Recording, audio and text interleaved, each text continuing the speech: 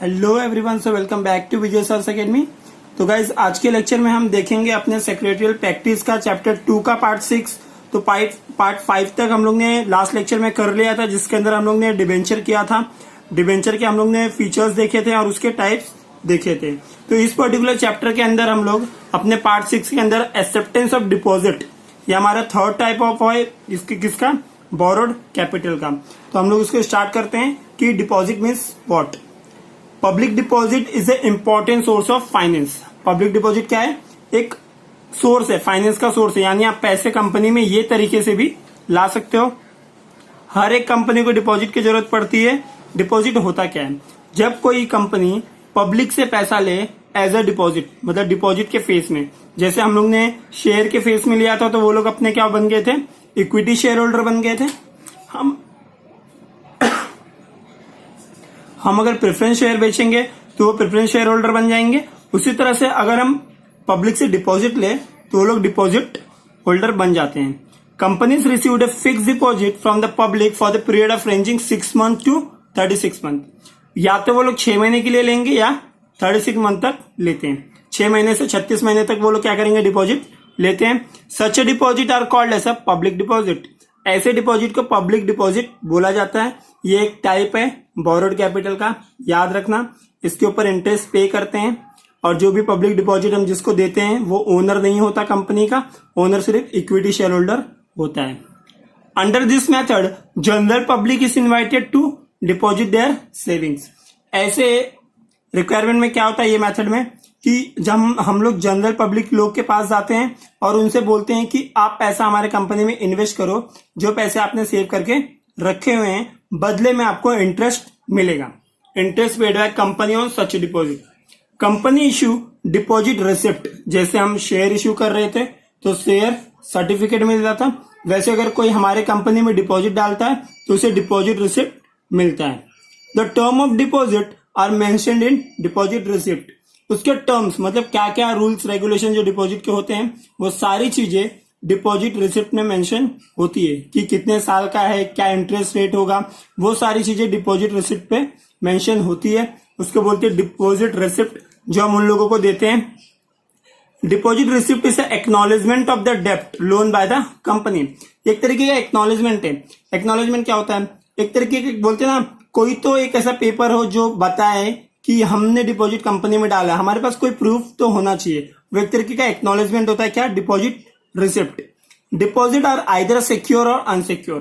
तो secure deposit और unsecure deposit के बारे में आपको लास्ट लेक्चर में जैसे मैंने बताया था कि हमारा अगर एसेट पे चार्ज होगा तो वो सिक्योर्ड होता है, हमारा अगर एसेट पे चार्ज नहीं होगा तो वो अनसिक्योर्ड होता है। एसेट पे चार्ज का मतलब क्या, वो लास्ट लेक्चर में काफी डिटेल में बताया था, तो वीडियो को आप जाके देख सकते हैं। अब देखते हैं मीनिंग क्या है डिपॉजिट का, लाइक फीचर, एक तरीके से डेफिनेशन क्या दिया है कंपनीज एक्ट 2013 के अंदर, जो कि सेक्शन 231 के अंदर आता है। Deposit include any receipt of money. Deposit क्या है? कोई भी एक मनी का रिसीव्ड, हम लोग कोई भी पैसा रिसीव करते हैं उसे बोलते हैं receipt of money. By way of deposit, deposit के वे से कोई पैसा हमारे पास आता है तो हम लोग क्या बोलते हैं? उसे डिपॉजिट बोलते हैं। और लोन और any other form by the company, या तो डिपॉजिट के फेस में आए या तो लोन के फेस में आए, हम उसे डिपॉजिट बोल सकते हैं। But does not include such A categories of amount S may be prescribed in consultation with RBI of India. इसके बारे में आगे हम डिटेल में देखेंगे कि कौन कौन सी चीजों को हम लोग डिपॉजिट नहीं बोल सकते। यानी कुछ चीजें ऐसी होती हैं जो आरबीआई के अंतर्गत आती हैं, इसलिए हम उसे डिपॉजिट नहीं बोल सकते हैं। तो वो चीजों की लिस्ट हम आगे देखेंगे। अभी के लिए बस इतना जान लो, कुछ ऐसी चीजें जो आरबीआई के कंसल्टेंसी के अंदर आती है उसको हम डिपॉजिट में नहीं लेते हैं। आगे देखेंगे वो चीजें क्या क्या हैं। तो यहां पे कुछ 8 लिस्ट दिए हुए हैं, पूरे 8 लिस्ट को देखेंगे। जब कोई पैसा सेंट्रल गवर्नमेंट और स्टेट गवर्नमेंट से मिलता है उसे हम डिपॉजिट नहीं बोल सकते। Money in form of deposit और loan by the however deposit does not include the following. मतलब ये सारी चीजों को हम डिपॉजिट नहीं बोल सकते, ये सारी चीजों को डिपॉजिट नहीं बोल सकते जो सेंट्रल गवर्नमेंट में आती है। Any amount received the loan from the banking company, किसी बैंकिंग कंपनी से लिया गया पैसे को डिपॉजिट नहीं बोल सकते। Any amount received from foreign government किसी इंटरनेशनल बैंक या फिर फॉरेन गवर्नमेंट से लिए गए पैसों को डिपॉजिट नहीं बोल सकते। कोई और कंपनी से लिए गए पैसों को भी डिपॉजिट नहीं बोल सकते। Raise by issuing a commercial paper, अगर हम इश्यू करके पैसा लेते हैं तो उसे भी हम डिपॉजिट नहीं बोल सकते। Issue of bond, bond issue करके लिया तो भी नहीं। रिसीव्ड इन ट्रस्ट, ट्रस्ट से आया हुआ पैसों को भी हम डिपॉजिट नहीं बोल सकते। Any amount received way of subscription of to any debenture, अगर हमारी कंपनी ने किसी और कंपनी का डिबेंचर ले लिया तो वैसी चीजों को भी हम डिपॉजिट नहीं बोल सकते। तो ये लिस्ट आपको याद रखना है। क्यों?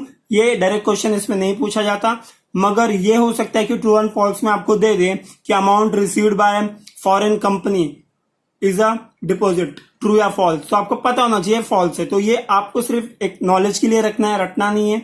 आपको याद रहेगा तो आप ऑब्जेक्टिव क्वेश्चन काफी आसानी से कर सकते हो। तो डिपॉजिट के बारे में आपको सारी चीजें पता चल गई।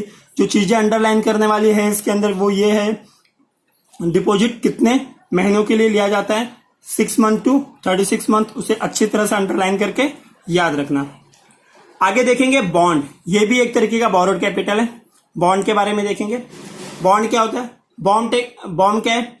एक तरीके का डेब्ट सिक्योरिटी। बॉन्ड क्या है? एक तरीके का डेब्ट सिक्योरिटी है। It is formal contract to repay borrowed money with interest. ये एक तरीके का फॉर्मल कॉन्ट्रैक्ट है। बॉन्ड क्या होता है? एक तरीके का कॉन्ट्रैक्ट होता है। ये कॉन्ट्रैक्ट क्या बोलता है कि आपने जो भी पैसे लिए हैं पब्लिक से, वो आपको सूद समेत वापस करना पड़ेगा, इंटरेस्ट के साथ आपको वापस करना पड़ेगा। बैंक बॉन्ड क्या है? Bond is a loan. Bond एक तरीके का लोन है। Holder of the bond is a lender to institution. जो भी बॉन्ड का होल्डर जो भी होगा ना, वही एक्चुअल लैंडर होता है। लैंडर मतलब पैसा देने वाला, जो भी इंस्टीट्यूशन को पैसा दिया है। He is a creditor of company. Company का वो क्रेडिटर होगा। जैसे मैंने बता दिया, डिपॉजिट का केस हो या फिर डिबेंचर का केस हो या फिर बॉन्ड का केस हो, हर केस में सामने वाला तुम्हारा क्या बन रहता है? वो क्रेडिटर होता है। He gets a fix rate of interest. तो दो लाइन जो अंडरलाइन करने वाली है वो क्या है? He is a creditor of the company और he gets a fix rate of interest. ये दोनों चीज आप अंडरलाइन करके रख सकते हो। All bond have a maturity date and it is paid in cash in certain date of future. हर एक बॉन्ड का कोई ना कोई मैच्योरिटी डेट तो होता है। मैच्योरिटी डेट मतलब जैसे कुछ 6 महीना साल भर के बाद जब तुम्हारा बॉन्ड मैच्योर हो जाएगा तो आप कंपनी से पैसे अपने वापस ले सकते हो, उसे मैच्योरिटी कहा जाता है। अकॉर्डिंग टू वेबस्टर डिक्शनरी ने क्या बोला है? Bond is interest bearing certificate. Bond क्या है? एक इंटरेस्ट का बेयरिंग सर्टिफिकेट है जिसपे इंटरेस्ट आपको मिलेगा। Issued by a government of the business firm.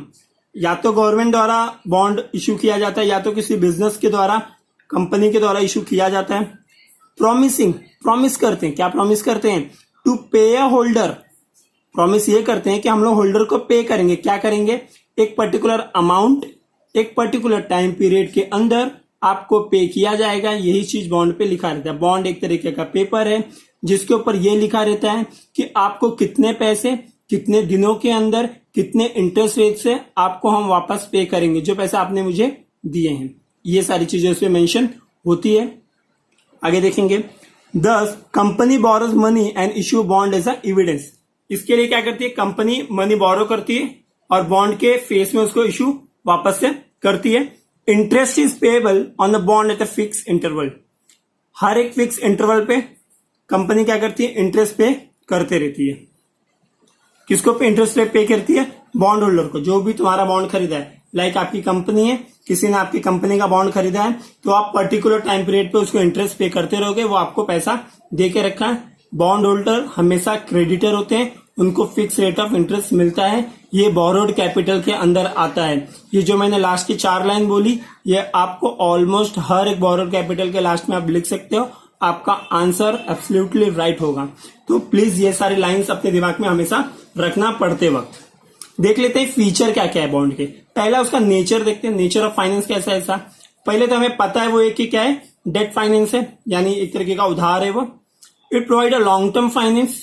Long term के लिए भी, लंबे समय के लिए भी आप बॉन्ड इशू कर सकते हो। लाइक अगर आप कंपनी हो तो आप बॉन्ड इशू कर सकते हो।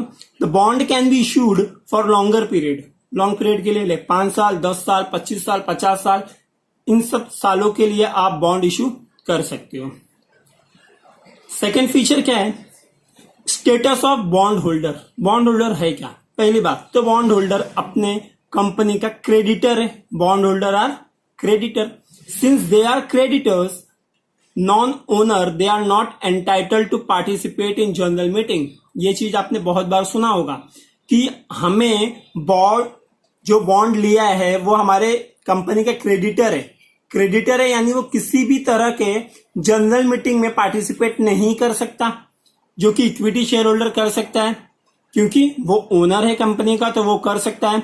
मगर बॉन्ड होल्डर हमारे कंपनी का क्रेडिटर है, वो इंटरेस्ट अपना लेगा फिक्स, इसलिए वो जनरल मीटिंग में पार्टिसिपेट नहीं कर सकता। They have no voting right, इसलिए उनको किसी भी तरह का वोटिंग राइट भी नहीं होता। Hence no participation in the management, इसलिए मैनेजमेंट में किसी भी तरह का पार्टिसिपेशन उनका नहीं होता। मैनेजमेंट में पार्टिसिपेशन नहीं होता। तो 2-3 चीजें आपको याद रखना है। मीटिंग में नहीं बैठ सकता, वोट नहीं दे सकता और मैनेजमेंट में पार्टिसिपेट नहीं कर सकता। कोई भी, जैसे बॉन्ड होल्डर हो या फिर डिवेंचर होल्डर हो या फिर डिपॉजिटर हो, ये तीनों लोग के फीचर में लागू होता है। आगे देखेंगे third, return on bond. Bond पे मिलता क्या है? Bond holder get a fix rate of interest. जो भी अगर आपने किसी कंपनी का बॉन्ड लिया है तो आपको रिटर्न में क्या मिलेगा? इंटरेस्ट। अगर आपने किसी कंपनी का इक्विटी शेयर लिया तो आपको रिटर्न में क्या मिलेगा? डिविडेंड।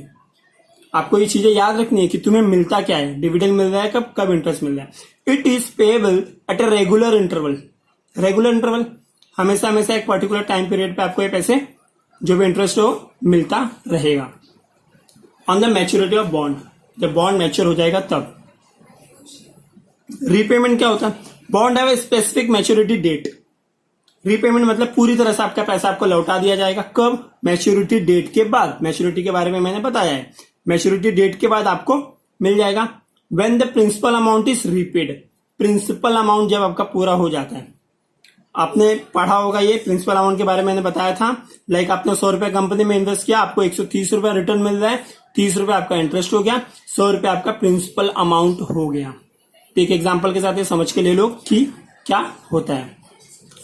तो आई होप आपको बॉन्ड समझ में आया होगा। आगे देखेंगे अमेरिकन डिपॉजिटरी रिसिप्ट। ये होता क्या है? In India, shares of public company are listed and traded on a various stock exchange like a Bombay Stock Exchange and National Stock Exchange. Bharat के अंदर मैं कहूं तो ऑलमोस्ट, मैं ज्यादा लोग तो नहीं, कम से कम 10 में से 3 लोग 4 लोग ऐसे होंगे जो शेयर्स में लाइक डील करते होंगे। तो मैं ये कह सकता हूं कि अगर इन लोग डील करते हैं तो इन लोगों को कुछ ना कुछ चाहिए जिससे वो लोग क्या कर सकें, अपने आप को सिक्योर फील कर सकें। तो जो भी भारत में डील करता है तो उन लोगों को एक पर्टिकुलर मार्केट चाहिए डील करने के लिए। तो भारत के अंदर बॉम्बे स्टॉक एक्सचेंज जो कि बॉम्बे में और नेशनल स्टॉक एक्सचेंज, ये दोनों जगह पे क्या होता है, ये दोनों जगह पे ये शेयर की ट्रेडिंग होती है। एक तरीके का ये मार्केट है। अगर आपकी कंपनी है और आपको शेयर सेल करना है तो आप ले जाके यहाँ पे अपने शेयर को लिस्ट करोगे, वहां से लोग इसको खरीदना शुरू करते हैं। With deposition of fees economic policy due to globalization, some Indian companies shares are also listed traded on foreign stock exchange. Free economic क्या होता है? एडॉप्शन मतलब जब से हमने फ्री इकोनॉमी को एडॉप्ट कर लिया, कब से किया है? 1991 में एलपीजी जब से आया है तब से हमारी इकोनॉमी फ्री हो चुकी है, यानी हम क्या कर सकते हैं, इंटरनेशनली डील कर सकते हैं। जब से ये इकोनॉमी फ्री हुई है तब से बहुत सारी भारतीय कंपनी भी फॉरेन कंट्रीज में अपना इन्वेस्टमेंट कर सकती हैं। Some of the Indian company share also listed in traded and foreign stock exchange. Foreign stock exchange में भी हमारे शेयर लिस्ट होते हैं, ट्रेड होते हैं, मतलब वहां पे लिस्ट किए जाते हैं, वहां बेचे खरीदे जाते हैं। कहां पे? Foreign stock exchange like New York stock exchange, national association of securities dealer automated, Nasdaq बोलते हैं उसको, नेस्डेक या फिर न्यूयॉर्क स्टॉक एक्सचेंज। ये दोनों क्या है? ये दोनों इंटरनेशनल स्टॉक एक्सचेंज है। इंडिया के क्या क्या हमने देख लिया, बीएससी देख लिया, एनएससी देख लिया, और यहाँ पे नेस्डेक और एनवाईएससी देख लिए। तो ये दोनों इंटरनेशनल है। तो बहुत सारी जो इंडियन कंपनीज हैं वो यहाँ पे भी अपने शेयर लिस्ट करती है, यानी वहां के लोग भी हमारे शेयर खरीद सकते हैं। To list share on this stock exchange, company has to comply with policies of this stock exchange. अब अगर हमें वहां पे लाइक आप कंपनी हो, आप फॉरेन कंट्री के स्टॉक एक्सचेंज में अपने शेयर को लिस्ट करना चाहते हो तो आपको बहुत सारे पॉलिसीज को फॉलो करना पड़ेगा। The policies of this stock exchange are different than the policies of Indian stock exchange. तो ये जो बाहर के स्टॉक एक्सचेंज होते हैं, इन लोगों के पॉलिसीज हमारे भारत के स्टॉक एक्सचेंज के पॉलिसी से काफी अलग होते हैं। Therefore those Indian companies which cannot list their share directly on a foreign stock exchange get listed indirectly using ADR and GDR। इसलिए जब बहुत सारी भारतीय कंपनी फॉरेन स्टॉक एक्सचेंज में डायरेक्टली अपना शेयर लिस्ट और ट्रेड नहीं कर पाती तो वो लोग इनडायरेक्टली क्या करते हैं, अमेरिकन डिपॉजिटरी रिसिप्ट ADR और ग्लोबल डिपॉजिटरी रिसिप्ट इन लोगों के साथ मिलकर शेयर को लिस्ट करते हैं। आगे देखेंगे ADR और dollar and euro denomination. ADR क्या होता है? ADR में ज्यादातर अब रुपीज तो नहीं चलते, बाहर के हैं तो वहां पे डॉलर और यूरो चलता है। Dollar American, euro European. Denominated instrument traded in US and Europe stock exchange. मतलब वहां पे जो शेयरिंग होती है, जो बाइंग एंड सेलिंग होती है, वो क्या होती है, वहां के डिनोमिनेशन में होती है। जैसे हमारे इंडिया में रुपी चलता है, वहां पे डॉलर चलता है, यूरोप में यूरो चलता है। Indian company issue share to intermediary called depository. India Bharat की कंपनी क्या करेगी, जो पैसा है वो डिपॉजिटरी को क्या करेगी, इश्यू करेगी। वो शेयर डिपॉजिटरी को इश्यू करेगी। Bank of New York, Katy group etcetera act as a foreign depository bank. ये जो न्यूयॉर्क का बैंक है, कैटी ग्रुप एक्सेट्रा ऐसा बैंक है, वो लोग क्या करते हैं, फॉरेन डिपॉजिटरी बैंक की तरह काम करते हैं। हम लोग यहां से पैसे उनके पास इन्वेस्ट करते हैं। This depository bank issue ADR and GDR to investor against the share. ये बैंक हमारे पैसे ADR और GDR तक लेके जाते हैं। ADR and GDR represent fix number of share. ये लोग फिक्स नंबर ऑफ शेयर को रिप्रेजेंट कर देते हैं। This ADR and GDR then sold to people in foreign countries. तब जाके ये ADR और GDR क्या करती हैं, हमारे शेयर को फॉरेन के लोगों को सेल करना चालू करती हैं। ADR and GDR are traded like regular share. मतलब रेगुलरली जैसे यहां पे बिकता है शेयर, वैसे वहां पे भी हमारा शेयर बिकना चालू हो जाता है। They are listed on a stock exchange. Finally उन लोगों को स्टॉक एक्सचेंज पे लिस्ट कर दिया जाता है। Price fluctuate depending upon the demand and supply. मैंने बताया था शेयर का प्राइस जो है वो चेंज होता है, वो डिमांड एंड सप्लाई पे डिपेंड करता है। तो डिमांड एंड सप्लाई के बारे में ज्यादा जानकारी आपको इकोनॉमिक्स के लेक्चर्स में मिल गई होंगी आई थिंक। तो वहां पे अगर आपका प्राइस बढ़ेगा यानी आपका डिमांड बढ़ रहा है, प्राइस कम होगा यानी सप्लाई बढ़ रहा है। Both the ADR and GDR are depository receipt. अगर ADR बोलूं या फिर GDR बोलूं, दोनों का दोनों डिपॉजिटरी रिसिप्ट होता है। But only difference is location where they are traded. उन दोनों में फर्क क्या है? उन दोनों में फर्क बस ये है कि दोनों अलग अलग लोकेशन पर ट्रेड करते हैं। If depository receipt is traded in USA, it is called American depository receipt. अगर डिपॉजिटरी रिसिप्ट को अगर USA में ट्रेड किया जाए तो उसे अमेरिकन बोलते हैं। और अगर traded in country other than USA, अगर USA के सिवा किसी भी और कंट्री में किया जाए तो उसे GDR बोला जाता है। तो बेसिक डिफरेंस यही है, आपको आराम से याद हो जाएगा क्योंकि उसमें अमेरिकन वर्ड आता है यानी USA आपको पता होगा। नॉन रेसिडेंट इंडियन NRI के लिए क्या है? NRI and foreign nationals can invest their money in India by purchasing ADR and GDR। क्या हुआ? बाहर के लोग अगर हमारे भारत देश में इन्वेस्ट करना चाहते हैं तो वो लोग भी कर सकते हैं ADR और GDR के हेल्प से। They can buy ADR and GDR using their regular equity trading account. उनके पास जो भी ट्रेडिंग अकाउंट होगा, जो भी शेयर बाइंग एंड सेलिंग का जो भी अकाउंट होगा, उससे वो लोग ADR और GDR के हेल्प से भारत के किसी भी कंपनी का शेयर वो लोग बाय एंड सेल कर सकते हैं। Company pays dividend in a home country to the depository bank. अब हमारे शेयर को उन्होंने बाय किया है तो हमें उन्हें डिविडेंड भी पे करना पड़ेगा। जब हम डिविडेंड पे करते हैं तो क्या होता है, वो डिविडेंड भी वहां पे जो डिपॉजिटरी बैंक की हमने बात किया था, जो हमने डिपॉजिटरी बैंक का बात किया था यहाँ पे न्यूयॉर्क कैटी ग्रुप, वो बैंक को वो हम डिविडेंड दे देंगे।